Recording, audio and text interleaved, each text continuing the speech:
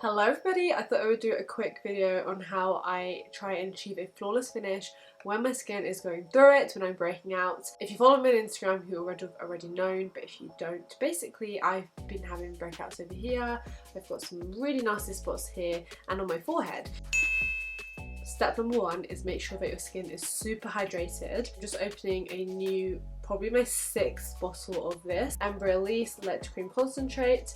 This is actually quite heavy, so I only tend to wear this when I am wearing makeup. But the importance of making sure that your skin is hydrated is literally the make or break of your face being flawless and beautiful, to it being looking cakey, looking cracked, looking just not as nice as it could, essentially. Now the second thing that I like to do when my skin is being problematic is I use my concealers or my corrector shades before I put on foundation, because I really strongly believe that your concealers are there to do the hiding, do the covering, and your foundation should just be there to even out your skin tone. So the first thing I'm going to do is colour correct under my eyes. I am going to use, this is not like the strongest colour corrector, but I'm going to use the Pat McGrath concealer in LM11. This could actually be like a pretty decent face shade for me. As you can see, it's got a peachy tone. I'm going to let that sit there for a while, and then with the actual skin I will try and zoom in a little bit. I am going to use a Kevin Aucoin Central Skin Enhancer in the shade 08. 08 is super yellow toned. I don't have the most yellow skin ever. This works for me. So I take a little bit on my finger, and because this is not the routine of wearing it under my eyes, if you want to know how I apply this for under the eyes, I will leave the video for that down below. But I literally just take it on my finger and I just pat. And the reason why I find that this is the best product for concealing breakouts is because of the texture and the formula. So this is a cream based product. So it has a very thick texture and the coverage is incredible. Like you will not get coverage like this from a regular concealer. And I like to take a brush. This is the Morphe E3 brush, and just gently pat on top of the blemishes. And as you can see, imagine this was the same colour as my skin tone. That's basically been erased. Now for under my eyes, I'm going to go in with a damp sponge, and the reason why I use a damp sponge for my under eyes and a brush for my blemishes is because a sponge does shear out the coverage a little bit, and a sponge will remove excess product, which you do want if you are concealing under your eyes, because you don't want your eyes to look cakey, and the area under your eyes is super delicate. So you want that area to remain light and look nice and concealed. Whereas if you are trying to cover up really unsightly blemishes that have got a very strong pigment that's different to your own skin pigmentation, then using a brush is definitely going to be your best bet. So I'm just going to come closer to the camera so you guys can see. So that is now my skin with the concealer on, and yeah, if you are like quite close up, you can see that I've got blemishes going on. However, you can't see the redness, and that's because I use a product that has got a thicker texture, a creamy thick texture, and it is super high in coverage. Now the reason why I didn't use my regular concealer shades, which are 06 and 07, is because if you are using a brightening concealer shade to cover your blemishes, then essentially, even if you put foundation on top, you're highlighting your blemishes, which is exactly what you don't want to do.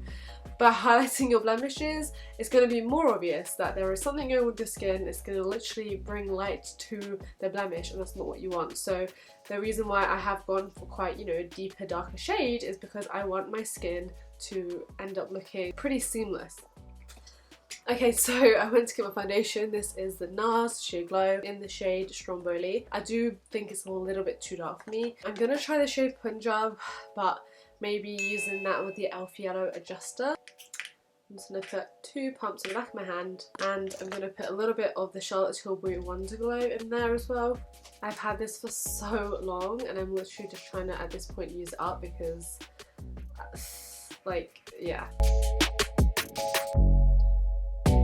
Yeah, basically the Light Wonder has just taken a little bit of the yellow out, and with the blemishes I'm just going to pat the foundation directly on top, because if you are swiping it too much, you are basically moving all the concealer and all the hard work you put in. The rest of my face I can just swipe it on And again, I'm going to use a damp sponge. This is an Iqra tool sponge to blend it in.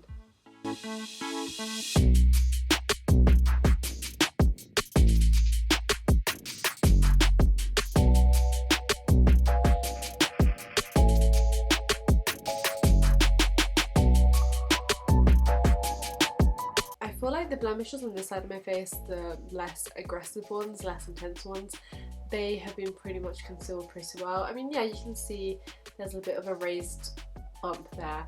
Short of scraping the spot off, there's nothing I can do about that, and I'm not good to mess with my spots. So I'm pretty happy with this side. This side, however, it could look better.